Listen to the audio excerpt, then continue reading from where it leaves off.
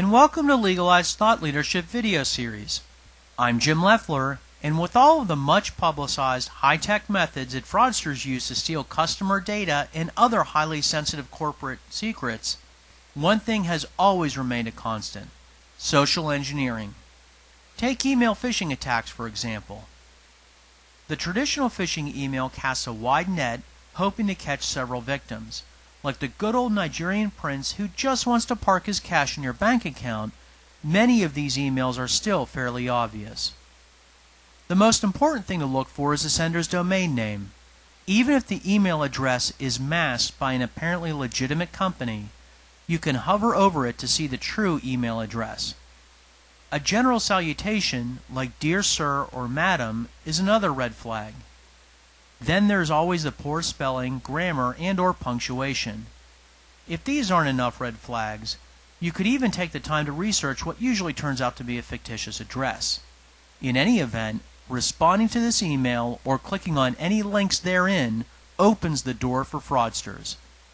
Now, while this is a fairly obvious phishing email, consider the following facts from the Verizon 2015 Data Breach Investigations Report. In 2014 alone, $400 million was lost via 700 million compromised records. Nearly 1 in 4 recipients open phishing emails, and 11% click on attachments. In fact, phishing was the attack du jour in 2/3 of incidents in the past 2 years. And time is not on our side. In a separate but related Verizon study, the median time to the first click was 1 minute 22 seconds. More insidious is spear phishing, which is a targeted email scam. These attacks rely on intelligence about a particular individual or small group of individuals, such as a corporate executive, law firm partner, or others with access to highly sensitive information. Now let's take a look at an example. The target is David Smith, who is responsible for corporate bank account and wire transfer information. This email is professionally written and appears as if it is coming from the company's CEO, John Doe. David may have received similar requests relating to certain acquisitions in the past, but those have gone through the proper channels and internal controls. However, here the CEO himself is counting on David to be top secret and to get this done right away.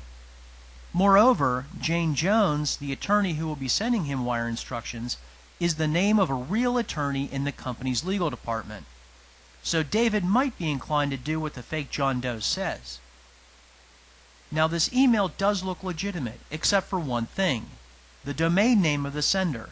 The N highlighted should be an M. For email spear phishing, fraudsters do their homework. They identify targets within organizations, such as John Doe and Jane Jones, and sometimes customers or vendors of those organizations. The organization's own website, LinkedIn, Facebook, and other social media sites are all fair game.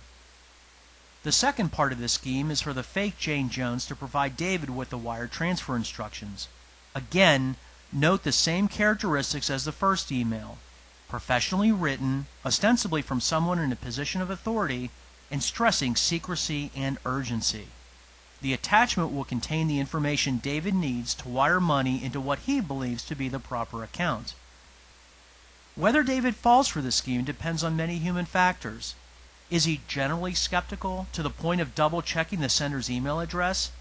Are the CEO and leadership generally accessible and approachable? If not, will David's skepticism outweigh his fear of raising the red flag?